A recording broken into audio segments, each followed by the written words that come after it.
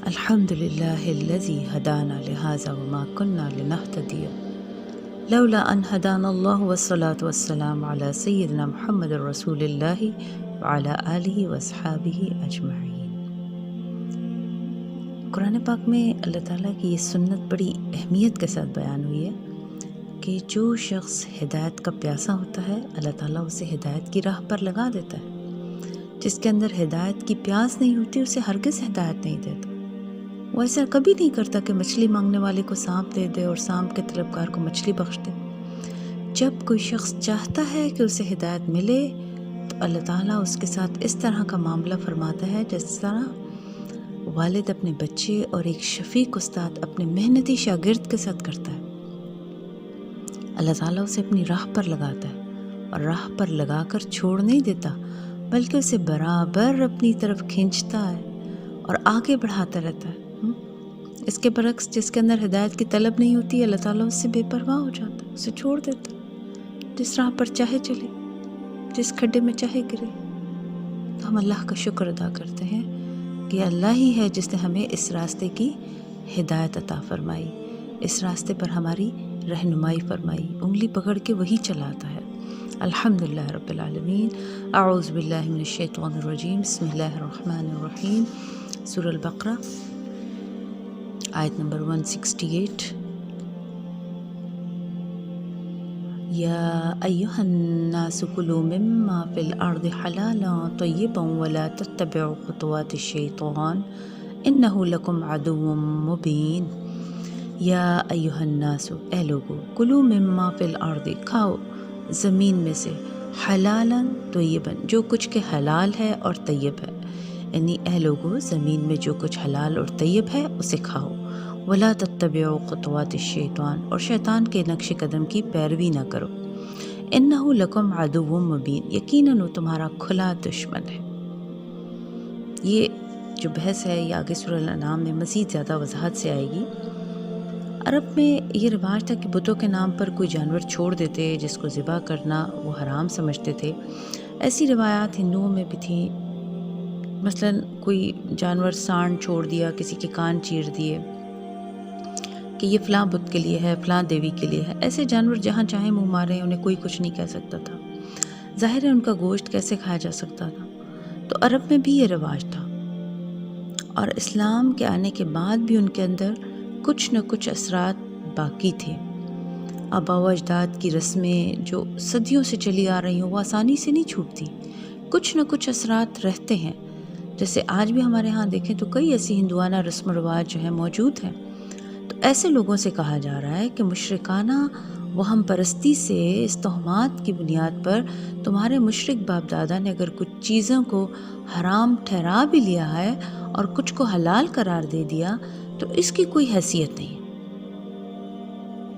تم شیطان کی پیروی میں مشرکوں کے ان تہمات کی، ان کی زیر اثر رہ کر اللہ تعالیٰ کی حلال ٹھہرائی ہوئی چیزوں کو حرام مت ٹھہراؤ۔ جو چیز بھی اصلاً حلال اور پاکیزہ ہے، طیب ہے، اسے کھاؤ۔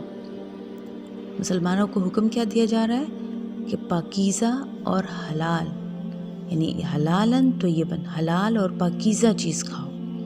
تو پہلی چیز اس میں جو ہے وہ حلال اور پاکیزہ ہے۔ ہم دیکھتے ہیں کہ اس کا اثر جو ہے حلال کی کمائی کا، اس کی فضیلت کیا آتی ہے۔ نبی کریم صلی اللہ علیہ وسلم نے فرمایا کہ اپنے ہاتھ کی کمائی سے بہتر کھانا کسی شخص نے کبھی نہیں کھایا، اور اللہ تعالیٰ کے نبی داؤد علیہ السلام اپنے ہاتھوں کی کمائی کھاتے تھے۔ یعنی اس حدیث کا مقصد کیا ہے کہ کسی کے سامنے ہاتھ پھیلانے سے سب کو ایک طرح سے تنبیہ کی جا رہی ہے کہ کسی سے مانگنے سے، کسی کے سامنے ہاتھ پھیلانے سے روکنا ہے، اور اس بات کی تعلیم دینا ہے کہ آدمی کو اپنی روزی خود کمانی چاہیے، کسی دوسرے پر جو ہے بوجھ نہیں بننا چاہیے۔ حلال کمائی، حلال کا اثر نسلوں تک جاتا ہے۔ پھر قبولیت دعا میں رزق حلال کا اثر۔ نبی کریم صلی اللہ علیہ وسلم نے فرمایا کہ اللہ تعالیٰ پاکیزہ ہے اور وہ صرف پاکیزہ مال ہی کو قبول کرتا ہے، اور اللہ تعالیٰ نے مومنین کو اسی بات کا حکم دیا ہے جس کو اس نے رسول اللہ صلی اللہ علیہ وسلم اور تمام انبیاء کرام کو، تمام رسولوں کو یہ حکم دیا تو اللہ تعالیٰ نے فرمایا اے پیغمبر پاکیزہ روزی کھاؤ، اے پیغمبرو پاکیزہ روزی کھاؤ اور نیک عمل کرو، اور مومنین کو خطاب کرتے ہوئے اس نے کہا اے ایمان والو جو پاک اور حلال چیزیں ہم نے تمہیں بخشی ہیں وہ کھاؤ۔ پھر آپ صلی اللہ علیہ وسلم نے ایک ایسے آدمی کا ذکر کیا جو لمبی مسافت طے کر کے مقدس مقام پر آتا ہے، غبار سے اٹا ہوا ہے، گرد آلود ہے، اور اپنے دونوں ہاتھ آسمان کی طرف پھیلا کر کہتا ہے اے میرے رب، اے میرے رب، یعنی دعائیں مانگتا ہے۔ حالانکہ اس کا کھانا حرام ہے، اس کا پینا حرام ہے، اس کا لباس حرام ہے، اور حرام ہی پر وہ پلا ہے، تو ایسے شخص کی دعائیں کیوں کر قبول ہو سکتی ہیں؟ تو اس حدیث میں دیکھیے ہمیں پہلی جو بات سمجھائی گئی کہ اللہ تعالیٰ صرف وہی صدقہ قبول کرتا ہے جو پاک اور جائز کمائی سے ہو، حلال کمائی سے ہو۔ حرام کا مال اگر اس کی راہ میں خرچ بھی کیا جائے تو اسے قبول نہیں کرتا۔ دوسری بات کہ جس آدمی کی کمائی حرام ہو، ناجائز طریقے سے حاصل کی گئی ہو، اس کی دعا اللہ تعالیٰ قبول نہیں فرماتا۔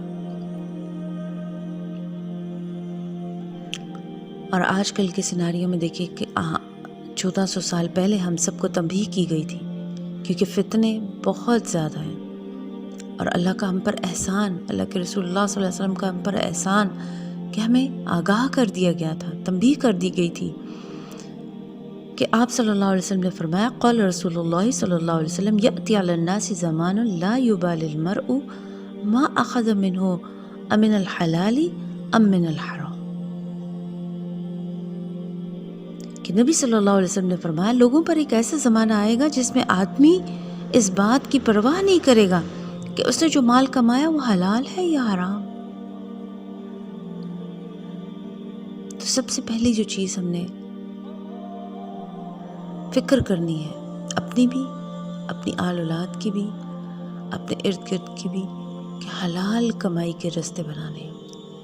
اللہ تعالی ہمیں وہ توفیق دے کہ ہم دوسروں کو حلال کمائی کی طرف، رزق حلال کی طرف لے کر جانے والے ہوں، دوسروں کی رہنمائی کرنے والے ہوں، ان کا ساتھ دینے والے ہوں، کسی بھی طریقے سے وہ کسی برے کام میں پھنسا ہوا ہے تو اس کو وہاں سے نکال کر جو ہے حلال روزی رزق کے اوپر اس کے لیے وسیلے بنانے والے ہوں، اور خود بھی اپنے لیے حلال رزق پسند کرنے والے ہوں۔ کیوں؟ کیونکہ حرام کی کمائی کا نتیجہ کیا ہے؟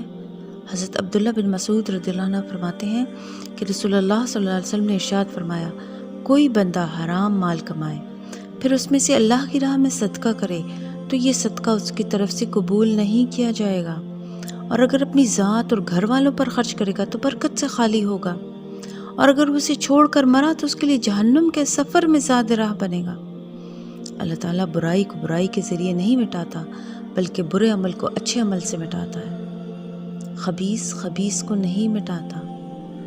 اس حدیث سے ہمیں کیا معلوم ہوتا ہے کہ نیکی کا کام جائز طریقے سے کیا جائے گا تب وہ نیک کام سمجھا جائے گا، مقصد بھی پاک ہونا چاہیے اور اس کا ذریعہ بھی پاک ہونا چاہیے۔